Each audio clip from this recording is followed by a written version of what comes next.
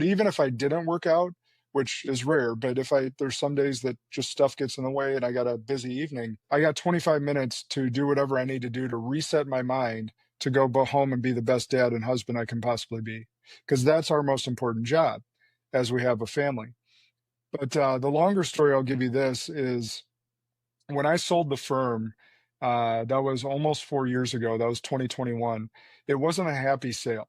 I got forced out. And long story short, I had an employee turn on me that I recruited, I mentored, I taught everything I know. And there's some things that happened, and he chose to sue me.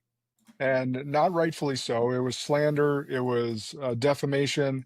And I found out a lot about legal that you can't countersue unless it's outside the bounds of what they're suing you for. And even though it was all lies. So I find out a lot about the legal system and its inadequacies, to say the least. That being said, the company turned on me to get themselves out of the lawsuit.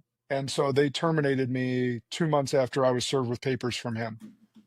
But they had to buy me out. So it wasn't a happy sale, although, so I went through just this deep state of grief, deep state of loss, purpose gone, what I thought I was going to do for the next 20 years and build this firm as big as possible and sell when I was 56 didn't come to fruition. You want to make God laugh? Tell him your plans. That held true. I love that quote. And so I speak nationally now, and I'm privileged to do so. And I often will tell the crowd that's there for me that day is, sometimes the worst things that happen to us are the best things that happen for us.